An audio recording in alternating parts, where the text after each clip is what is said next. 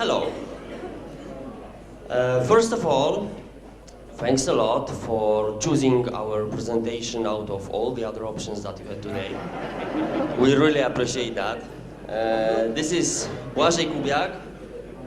My name is Krzysztof Kudrynski, and in our today's talk entitled Flying Services with a Drone, we will be talking about, surprise, surprise, flying services with a drone. A few words about us. We came here from Łódź, from Poland, where we work on an amazing project in TomTom, which is self-driving cars. We are building a three-dimensional, very precise map using a lot of sensors. This is mostly our expertise here. It's LiDAR point clouds, and this is why probably we are choosing this kind of topics, because this is what we can do. So generally in this project we want a self-driving car to drive safely. That's why we build a map out of all these sensors, then we create some localization engines for that, and using different technologies including artificial intelligence, probabilistic robotics, we are trying to make these self-driving cars know exactly where they are on the map by different kind of localization techniques. So this is generally what we do on our daily basis. We try to make the car drive safely and securely and comfortably on the road by itself. But the problem with the cars is that they don't fly. And we think that flying is awesome. Everybody wants to get high. So today we will talk about flying. And we will mention our two projects concerning the drone. So here is the short agenda for our presentation. First, we will talk about project number 1, and then we will go to project number 2. Well, it all started, our journey with the drone started with a TomTom competition where we were supposed to follow the running person using a drone. We got a drone sponsored, and that's how we started to play with that. And the nice stuff was that the finals of the competition took place in Amsterdam, a city so famous from the fact that you can absolutely legally visit windmills there. So,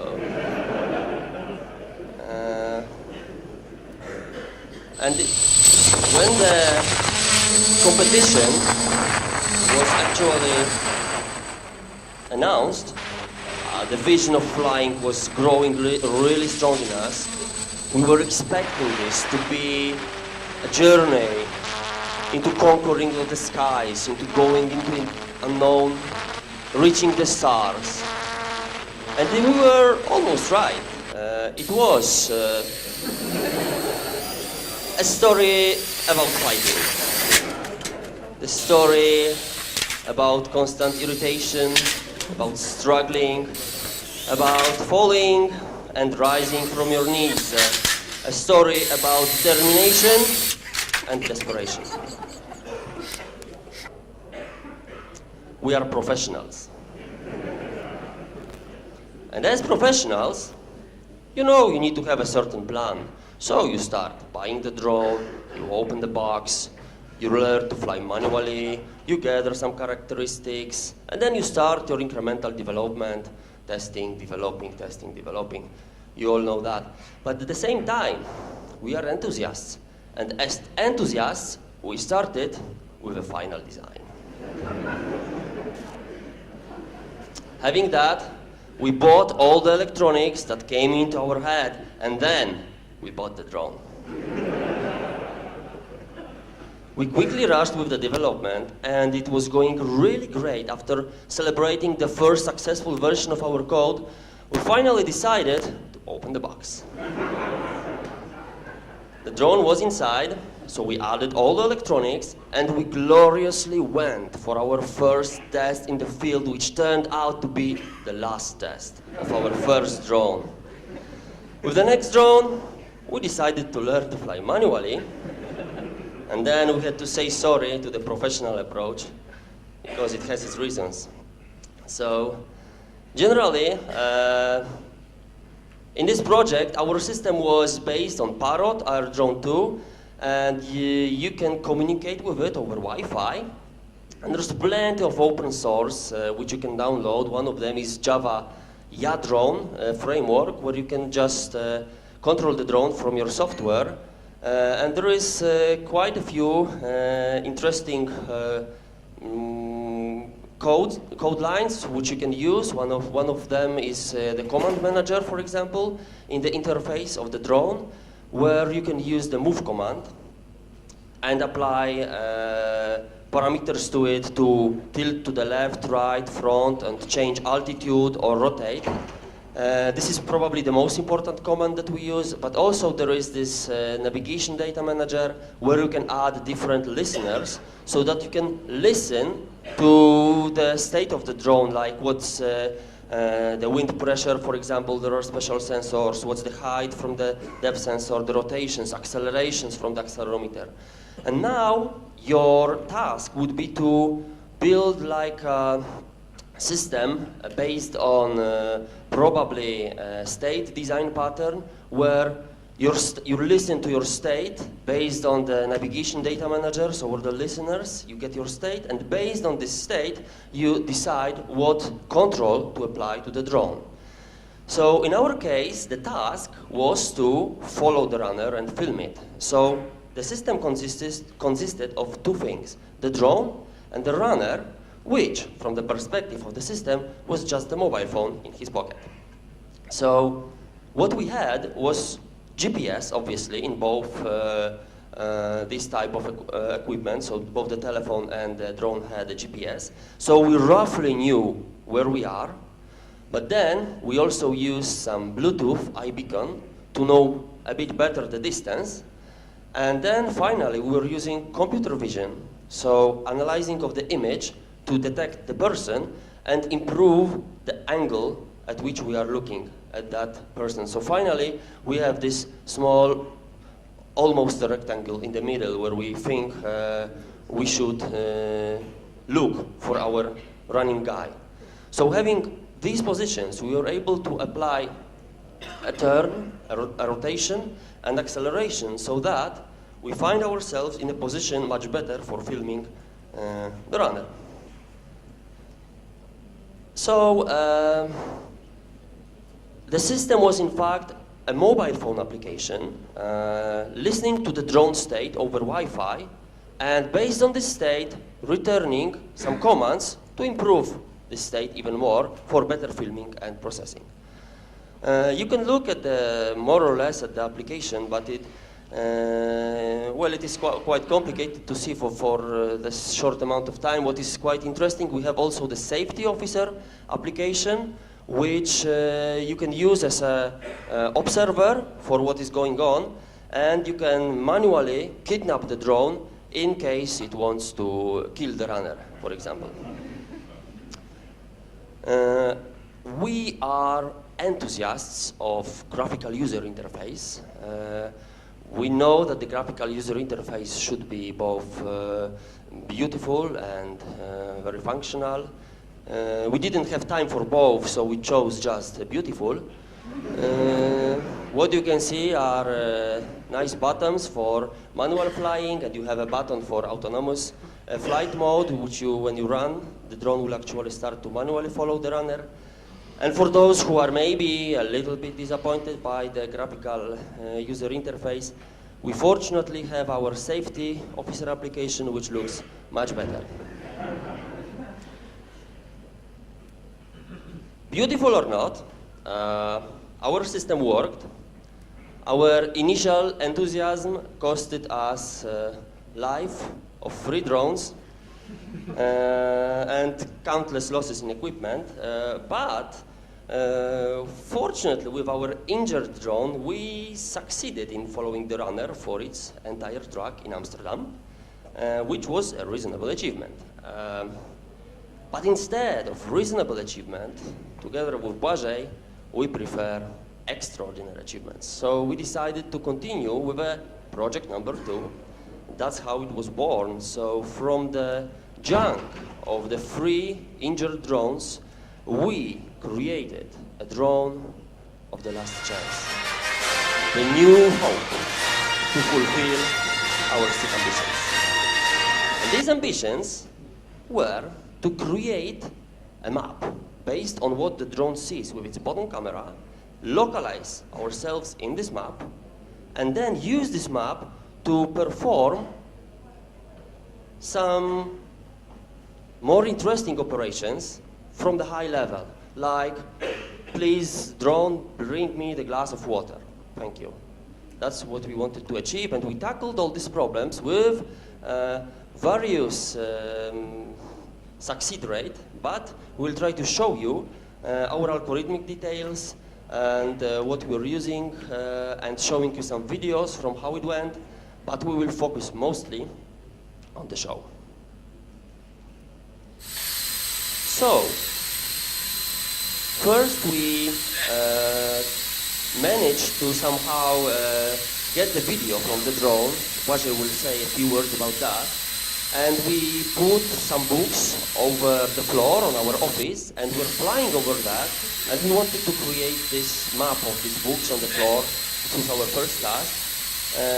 And in order to do that, our first step was to create a simple Java application, which you can see on the right. So what you are doing, you can browse in this application through the photos. If you choose a photo that you'd like to put in the map, you press enter and you continue browsing, seeing the map below using some transparency and blending. So if you browse through the photos, you can then shift the photo, rotate it, and so on, so that it fits to the map, seeing the map below. And that's how you create the first version of map, which you can see here, which is not very nice in the beginning. So we had to play a little bit with blending between the frames, which after some time got much better and better, as you can see. So how we were tackling that? So this is a diagram of a drone flying over some high objects, and the dots show the time, the places where the frame was taken by the drone.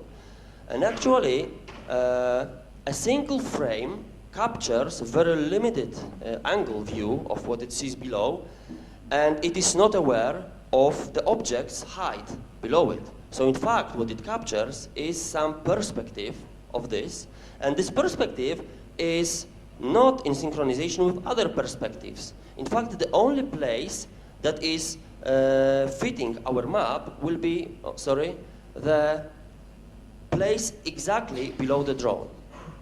And this is usually the center pixel of our image, if we are flying quite smoothly. So what we did, we created a mask, which is one in the center and going smoothly to the edges. And now, having these masks for every frame, we can add 2 frames by simply weighted averaging of the frames and their masks. And when we add this frame, we have a blended map which looks very nice, and then we can add another frame because we maintain the accumulation of the masks behind. So this is a nice mechanism to make it possible to blend new frames one over another and get the smooth map. So this is what we were able to produce, nice and smooth top view map manually, which took obviously a lot of time. So what we wanted to do, we wanted to automate that, obviously, and we wanted to start with something simple. And we started with some brute force algorithm, where instead, like in this Java application, the user was clicking, trying to find the best fit visually, we will do it automatically. So having some frame already in the map, we will, in the reasonable neighborhood of this map, we will check all the possible shifts and all the possible rotations, and choose the one that has the most correlation with the map below.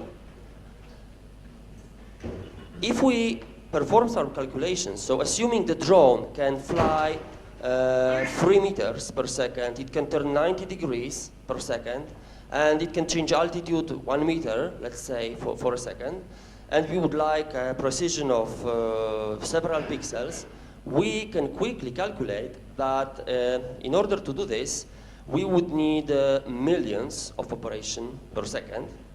So that would make thousands of operations for real time. That would be just too many. So we decided that we need, for sure, of course you can go down with the number of correlations with some nice tricks, but if you want to make it work in real time, you need to really choose wisely where you are going to correlate, and then you need to be fast while correlation. So how to be wise, I will tell you later, and now Błażej will tell you how to be fast. Hi. Okay, I'm going to tell you how to be fast. So, as Krzysztof said, our goal was to find very fast and very reliable method to localize frame captured by drone camera in the map. So when we take the picture and we put it over the map and we consider many possible locations, we would like to assign confidence to each location and do it very fast, like 2000 locations per second. And would like to have very smooth confidence, which means that when we go out from the correct solution, it should decrease smoothly, and when we go back to the place where frame fits perfectly in the map, it should be very high. So how we started? We started very simple solution based on template matching, which is basically summing corresponding pixels in the frame and in the map, and summing products of pixel values in the map and in the frame. And however simple it is, unfortunately it was not fast at all. So we could perform like 100 locations per second, and it wasn't enough for our real-time solution. So we did another try, but we wanted to be smart this time. We know that we need to reduce the number of pixels that we process, and we would like to reuse some information that we already processed, and we find a nice solution, which is edge-based distance. How does it work? The idea is quite simple. So we detect edges in the map, detect edges in frame, and check how close they are. So as you see in the picture, blue arrows shows indications for some pixels where is the closest edge for particular pixels. So we need to just iterate over edges in the frame and some distances to the closest edges. But the one question that we have here is how to calculate distance for a particular pixel to the closest edge efficiently. And fortunately, there is a nice trick which is called edge distance map. So we pre-calculate all possible distances for all pixels, and we stored it in such map. So in each pixel, we have the distance, information about distance to the closest edge for that particular pixel. So if we overlay this image with the edges of the frame, we can just iterate over pixels, just reading pre-calculated values that are lying behind the map. What is important, these maps are created in linear time and are created only once and reused for all possible locations. So we are processing only edge pixels, and we are doing it in linear time. Okay, so let's see where we are. Actually, we performed like 3,000 transformations per second, and it was very nice for our solution. And obviously much faster than template matching. Now a few words about the video, because that was not nice surprise that the Hadron framework that we use for controlling the drone didn't have support for the video stream in high quality, so we had to add it. So we downloaded a FFmpeg library, we compiled it for Android, for Windows we found some pre-built binaries. We learned how to connect to the stream and render video stream. And for Java, we exposed it through GNI, so we could use that in our application. There is one more thing important in our project. There is one thing that could spoil our creation of the map, and these are distortions. So all lenses suffers with some distortions. These are errors of lenses, and there are some equations that could be used to remove distortions from the picture. But to use these equations, we need to find some parameters. And these parameters, finding this parameter is called camera calibration. When we calibrate camera, we also get focal length of the camera, which can be used to calculate metric resolution of the map. So when we know the focal length, we know the field of view of the camera, and for particular altitude of the drone, we know what is the size of the pixel. So how we calibrate the camera? We take a few pictures of calibration chessboard. We find corners. Fortunately, there are nice functions in OpenCV to do that, to find corners, and also calibration itself. And then we try to make straight things straight. So straightness of edges in the picture is the objective function for calibration. And after calibration, our map looked much better, and after blending multiple frames, it were fitting very well. So now Krzysztof will tell you how to be wise.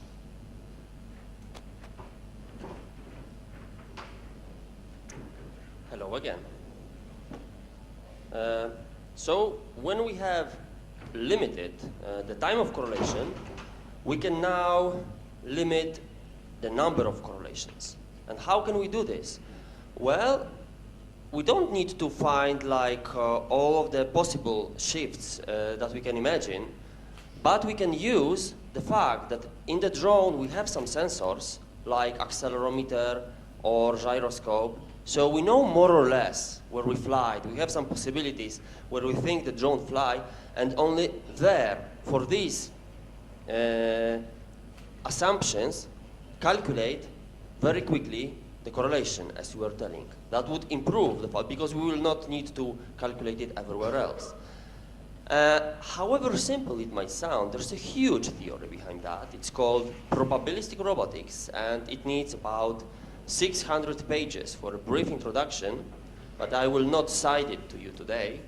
Instead, I will tell you a story. And this will be a story about our beautiful piece of machinery which we used. It's called particle filtering. But it will also be a story which could happen to any of you, to you, and myself. And because of the reasons that will later become more clear, we will call it hangover. So imagine this day when you wake up and you don't know what happened yesterday, and you don't know where you are. And you are yet too afraid to open your eyes. So in your imagination, you are trying to spot all the places that you might probably be in. And your first belief is not very satisfactory for you. So you decide to finally open your eyes. And from what you see, you feel it must have been nice yesterday. But now you can update your belief about your state, because the spots on the drifting on the ocean have now almost zero probability.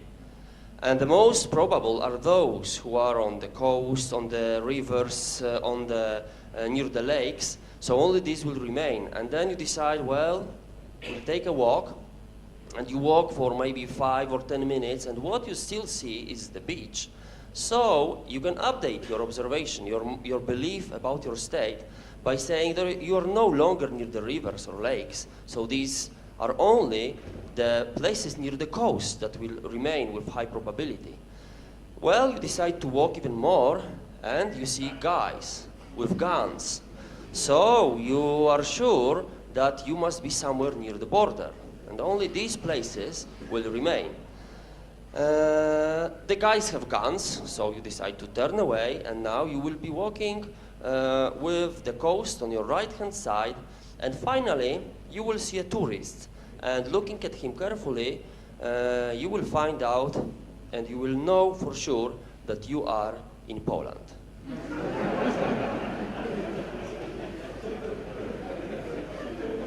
So, what was actually going on here, we wanted to have our belief of where we are. We wanted to have our position, orientation, and velocity. And what we had was some previous belief about where we are in form of the distribution of particles. And now what we were doing, for each particle in this previous belief, we were applying some control. The control was, for example, how we felt that we were moving. Maybe we were counting our steps, maybe we felt how we rotate, and we applied this to every of this particle, and then we had this a priori belief, and for each particle of this moved cloud with the measurement, with the control, we were applying our measurement. So for each of these particles, we were assessing probability particles remained in our actual belief, and we continue this approach recursively. Well, there is, we could talk a lot about particle filtering. The nice thing is, for example, in comparison to other bias filtering methods, you have arbitrary distribution possible with particles. With, for example, Kalman filtering, you need to say it's Gaussian, and then you are not possible to assess many places at the same time. With particle filtering, you can do it. Also, scalability is very nice here. If you have a mobile phone, you want to compute your position, you will use like 100 particles. It will take some time, but it will finally converge. If you have a, I don't know, a server with a lot of processing power, you can use thousands of particles, and then it will converge fast to your solution. And finally, there is a recovery mechanism. If for some reason you get lost with the Kalman filtering, you will never find yourself back into the right place. But here, you can add to your probability like random samples all around the place, and finally some of them will hit with high probability, and it will get denser in this place. So this is a very nice mechanism. And implementing that is really not a challenge. What is a challenge is to design the state in a way that it's really working. And even more the noise model definition. I will tell a little bit about that. So our state for our drone was actually the position on the map, the velocity of the drone, its rotation, and in fact the height, which is the zoom of our frame versus the map. And our control was acceleration, read from accelerometers, change in rotation from the last belief, and change in height from the last belief. And then obviously the measurement was the frame itself and how it fit to the map. So now you can look at this and say, well, that's quite easy. We can implement that. We can implement state, control, measurement, just take the ready particle filtering and go on with our algorithm. Unfortunately, it's not so easy. I will show it on on the example of acceleration. So even though you can think you can take acceleration directly from the accelerometer, this is what you see. The drone is actually controlled by angle. So if you apply a tilt backward, the drone will gain acceleration forward, and it will start to move in the forward direction. But if you look actually on the acceleration that is in the sensors and compare it to the acceleration that we really have, for example, we measure it with a ruler, with photos, so we have some ground truth acceleration which we know for sure happened, and then in the sensors we see something that has totally no sense. And it obviously has no sense, because what we would like to have is acceleration in the XY direction, but what we have in the sensor is actually the acceleration in the drone reference system. But then you might say, okay, we have this angle also in the sensors. We have pitch and roll in the sensors. So we could just compute some trigonometry and get the really XY acceleration. Unfortunately, the gravity is there, and it is huge. And even a small error in pitch and roll would leak this gravitation into our X and Y direction, and that would be a trouble. And it turns out that the pitch and roll sensor in this drone is very cheap, and it suffers from significant error. So what we had to do, we had to calibrate this sensor. So we were flying in one place for about, say, 1 minute, and during this 1 minute, we were sure we were not changing our place, which means our pitch and roll should be mean 0. It was not, it was floating, it was some function of time, so we could deduce this function for 1 minute flying in one place, and then calculate this drift that's happening, and apply the correction to our buffer, and have the correction function for flying in the future. And then we could apply this to calculate the acceleration, which is now leveled acceleration. The problem is that the acceleration sensor in this drone is very cheap, and it suffers from significant error. So what we had to do, we had to had this acceleration in the buffer, and then calculate the drift of the acceleration itself, and then we had a corrected leveled acceleration, which you can use in your future flight, which now looks much better, and it has some sense. But as you can see, there is still some differences. It's not very big differences between the ground truth, but still it is. And if you look statistically, it is quite significant. It's up to half a meter per square second error, which is still quite high.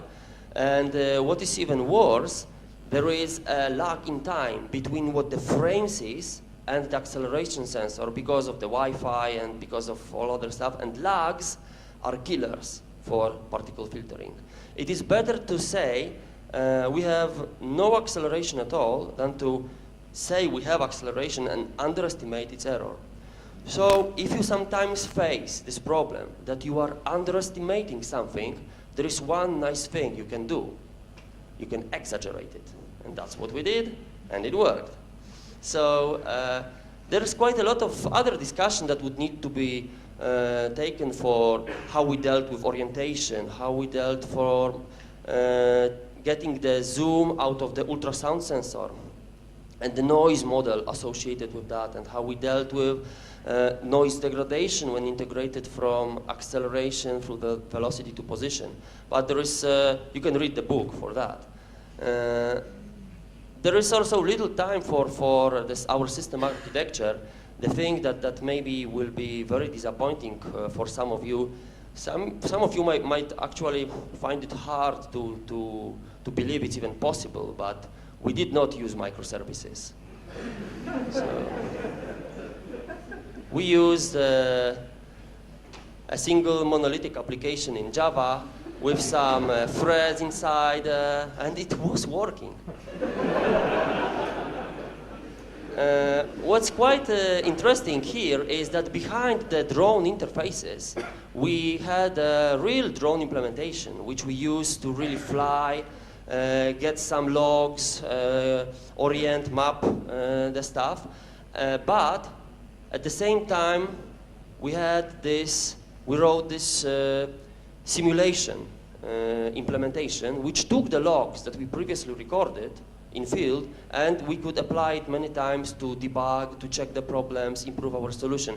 If you ever dealt with writing application in real time and try to debug it, and on the hardware and try to debug it, and on the flying hardware trying to debug it, you know it's really hard. And thanks to this solution, we made it possible and reproducible and quite fast. So I really encourage such solutions. So well, now you know how it more or less works. You know what we are trying to do, what is our motivation for this, and now let's see the demonstration, how it really worked like. We are not going to fly in here. Some of you already asked me if we are going to bring the drone and fly, and for the reasons that I showed you before, it's not very safe. So, and it's not allowed, in fact. So we would really like to fly and kill some of you, but sorry, not today. So in the video, you can directly see the interface of our desktop tool. In the bottom right, you can see the overview keyboard layout for controlling the drone. And over the keyboard, you can see the actual frame registered by the drone. Now it's calibrating. And now the top right is actually external camera filming the event just for you, for the presentation and synchronize. And finally, in the left panel, you will, which is now black, because we are in the calibration state, you will see the map here. When it appears, you see it stretched because we don't keep the aspect ratio. But what finally when we start moving, you can see the red particles. Okay, it is moving into the unknown, revealing the fog of war of the enemy territory, and you can see while it flies again on the same places. If you look carefully, you see them updated using our blending algorithm. So every time we visit another place, we are actually updating it to have it, because it has a better perspective than before. This is done using this weighted averaging. In a second, in the top right, you will see we change the camera. Now we see what the drone sees. We see our friends working there. Now we got spotted behind the wall.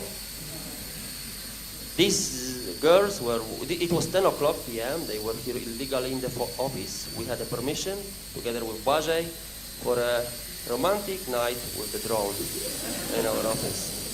So we continue our flight. Now will be very interesting. We will be flying over the desk, and you will see clearly the update, a better perspective of the top view. So we are creating this map in the places where we are before seen from a worse perspective. It will get updated when we actually fly there. So it is not very smooth and beautiful, but this is something we really aim for, a feasibility study in our own time, a holistic project, to create such map. You can still see some blurs and problems, but it's generally what we wanted to achieve. Well, is it the end?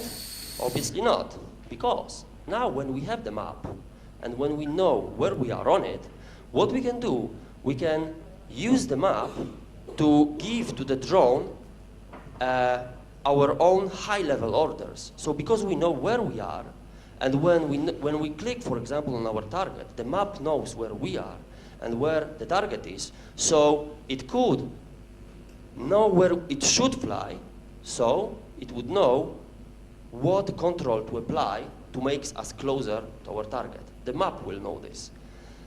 In fact, it does not know exactly where we are. It knows the particles where we are, but we could apply this to every particle and calculate the resultant, and this way we would be able to go towards the target automatically. We checked that with a nice mission. What you can see here, we will be trying to localize ourselves. The nice thing to notice, we will not know where we are. So we'll just wake up the drone and fly in one place, and the particle filtering will be looking for all the possible places on the map, and finally it will start to converge to the place where it is. Then it is programmed to go to target 1, pick up the cargo, then go to target 2 and land with the cargo. So this is the mission.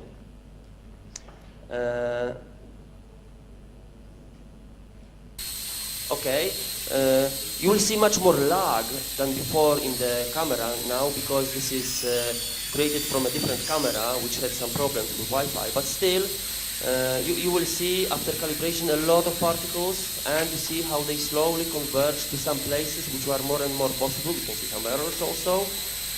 But finally, when it converges, the map will take control over the drone, and the drone will start to fly towards the target number 1, not very smoothly, but surely. And now the pickup mission is manual, so we didn't implement automatic pickup, but what you can see is our top secret technology for the pickup. This is a magnet hanging on a sticky tape. Well, you will see how the magnet goes into the pendulum motion while we fly, and it will sometimes obstruct the height view sensor, and the drone will miscalculate where it is, how high. You will see how it deals with the problem. It will be very interesting. But now let's focus on the pickup mission, which needs a lot of patience.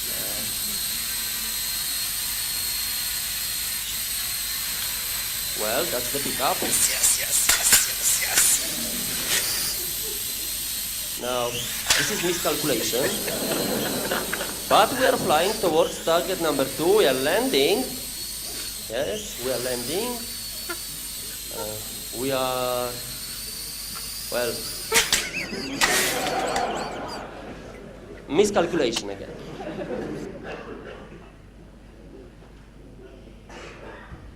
Conclusions. We broke the glass. We broke the drone. We displaced the ceiling. But we managed to localize ourselves. We went to target number 1. We picked up the cargo. We went to target 2, and maybe not too smoothly and not in the right place, but we delivered the cargo to the ground.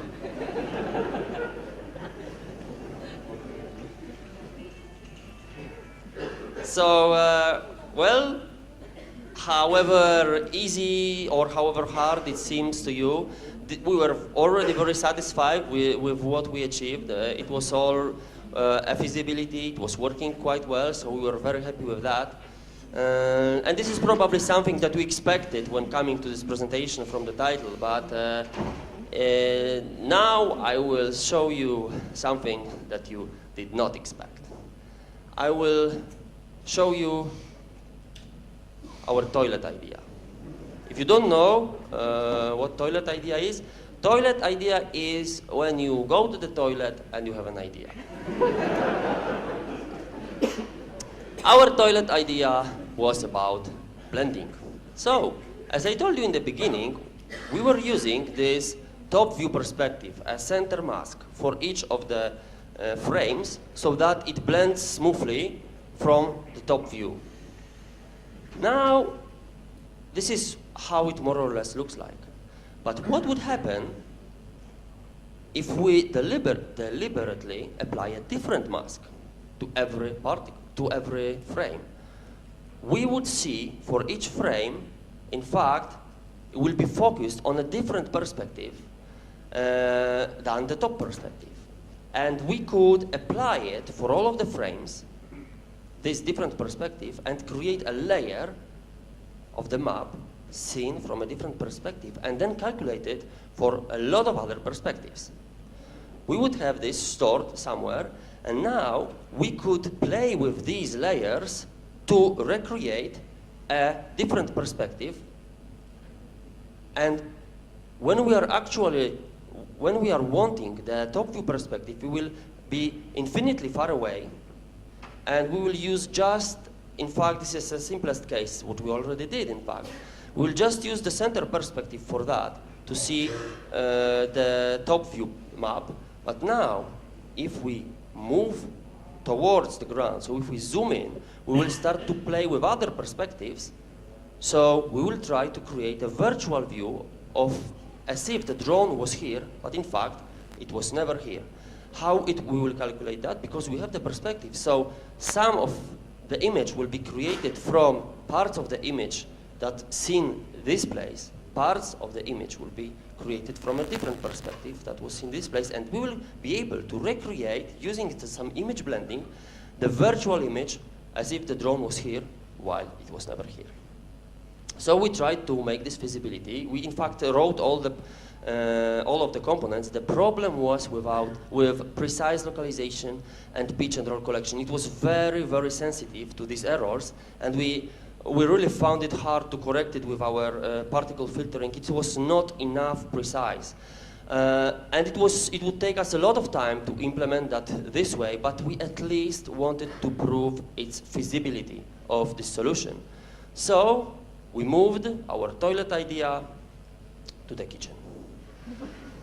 And in the kitchen, we prepared our feasibility prototype setup, where we will be creating photos of our scene by manual camera, that we will be making photos with very precise level and very precise height, and we will know how it is, so we will be using that.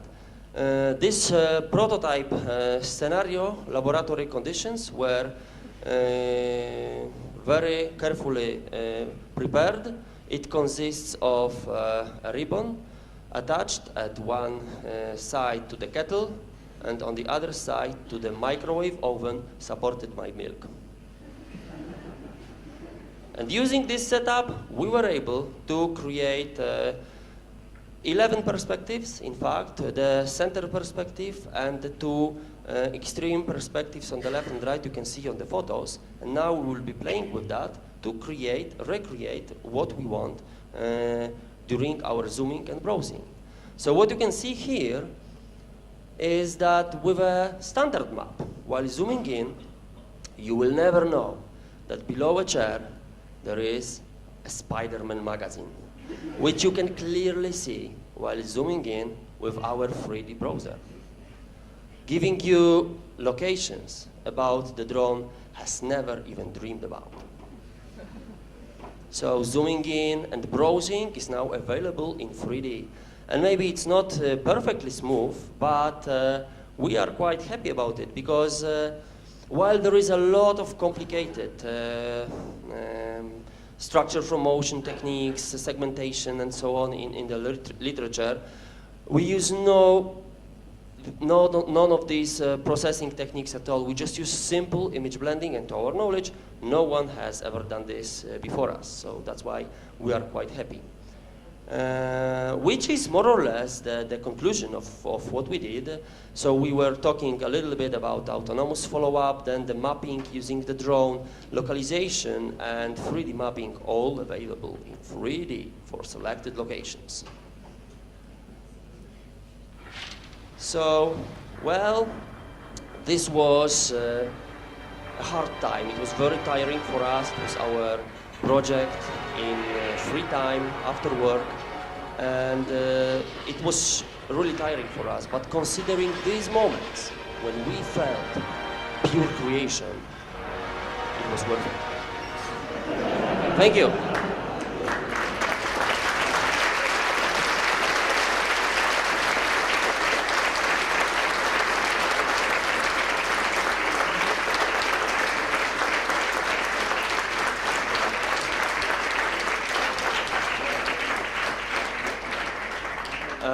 We are here till the end of the day. You can ask us questions later. You can ask some questions now. If we have time, I think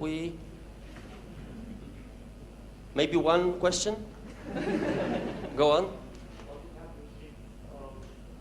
There would be something moving on the map. Okay, the question is, what would happen if there will be a moving object somewhere? We will have it blurry, unfortunately. This is a happy case. Again, we have a lot of projects like this. We try to make them work in some simple scenario. If it was our professional project, we would of course deal with all of that. But this is just our playing for fun, and we assume simplistic scenarios for that, so static scene. But saying that, I think due to redundancy of the scene, it might be still possible that we will get a good result. Because the real problem would be if actually the moving object will be centrally below us and moving with us. That will be the worst case scenario, because this is where our main focus will be. But if it's somewhere else, probably with the other focus, we'll get rid of that in our blending algorithm. Okay, last question. For outside scenarios, could you have used Google Maps API to really get your map instead of... Sorry, can you repeat again? Couldn't you have used the Google Maps API in satellite view to get the map at least used for corrections or not have to map? Okay, the question is, could we use the Google Map API to get some map with locations? We specifically target this for interior mapping, because we want to focus on using accelerometers, and because otherwise we could use just GPS, fly very high, it would be much easier. And this is probably easily solvable, and there is already plenty of solutions. What we wanted to do is something more interesting, more difficult, so flying inside where there are different kind of problems and no GPS and no external map. Okay, last question.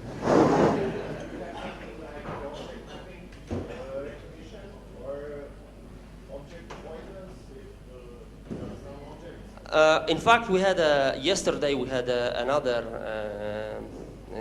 talk about object avoidance in a different technology, but we didn't use it here because this was the first project we did, and the talk in yesterday was the second project.